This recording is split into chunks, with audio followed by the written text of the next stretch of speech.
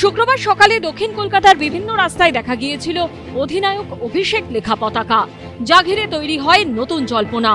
এরপরে রাতে দেখা গেল আরেক হোর্ডিং, যেখানে মমতা বন্দ্যোপাধ্যায়ের ছবি দিয়ে লেখা আছে সর্বাধিনায়িকা জয় হে। একই হোর্ডিং যুদ্ধ, কোন পতাকা কি উদ্দেশ্যে লাগানো হচ্ছে?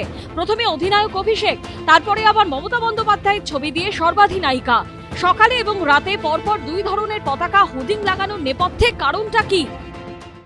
এই পোস্টার যুদ্ধে একদিকে খোকাবাবুরা আছে, আরেকদিকে দিদির সমর্থকেরা আছে। তৃণমূল তুমি কার? তুমি খোকাবাবুর না তুমি মমতার? গোটা ট্রেনের ইঞ্জিন একটাই, সেই ইঞ্জিনের নাম মমতা বন্দ্যোপাধ্যায়। ইঞ্জিন যদি বলে হাওড়া যাব, সব কটা বগিও হাওড়া যায়। ইঞ্জিন যদি বলে শিয়ালদা যাব, সব কটা বগিও শিয়ালদা যায়। যাদবপুর থেকে বাঘাযতীন, গাঙ্গুলি বাগান থেকে পাটুলি, দক্ষিণ কলকাতার বড় অংশ জুড়ে শুক্রবার সকালে তৃণমূল সমর্থকদের social media platform fearless AITC members বা ফ্যামের তরফে পোস্টার কাটআউট পতাকা দেখা যায়, যেখানে লেখা ছিল অধিনায়ক অভিষেক। জানিয়ে নতুন জল্পনা মাথাচাড়া দেয় রাজ্য রাজনীতিতে।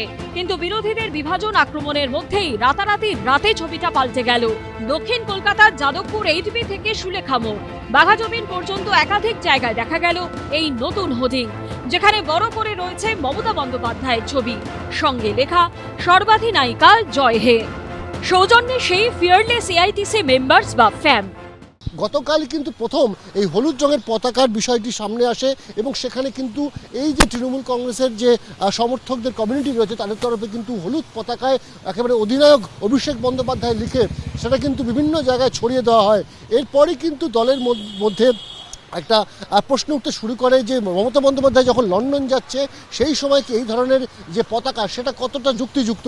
যদিও পরবর্তী সময় আমরা দেখেছি যে সর্বাধিনায়িকা বলে রাতের মধ্যেই কিন্তু এই মমতা বন্দ্যোপাধ্যায়ের ছবি দিয়ে এই ধরনের একটি হোর্ডিং সেটা কিন্তু সর্বত্র ছড়িয়ে দেওয়া হয়েছে।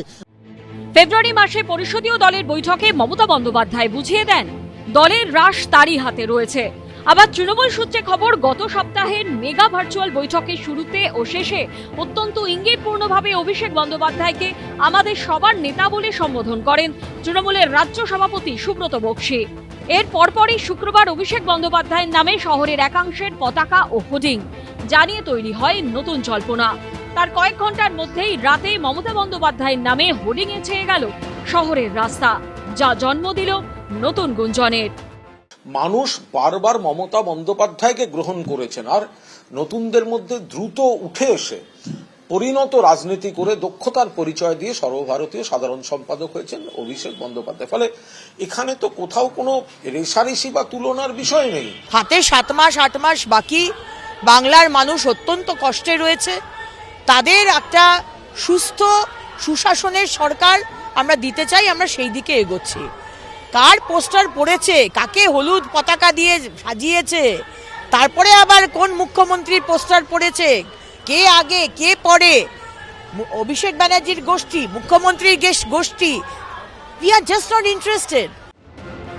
কিছুদিন আগে অভিষেক বন্দ্যোপাধ্যায়কে অবিলম্বে পুলিশ মন্ত্রী করার দাবি জানিয়েছিলেন যে হুমায়ুন কবির, তার গলাতেও এখনো অভিষেকেরই প্রশংসা শোনা গেল। আমাদের তৃণমূল পরিবারের গার্জেন মমতা বন্দ্যোপাধ্যায়, কিন্তু উত্তরসূরি তো হয়ে গেছে অভিষেক ব্যানার্জি। বছর ঘুরলেই রাজ্য বিধানসভা নির্বাচন, তার আগে রবিবার 2026 নির্বাচনের সোশ্যাল মিডিয়া চ্যালেঞ্জের রণকৌশল বৈঠক ডেকেছে ফ্যাম। অনির্বাণ বিশ্বাস, সত্যজিৎ বৈদ্য ও রাজীব চৌধুরীর রিপোর্ট, এবিপি আনন্দ।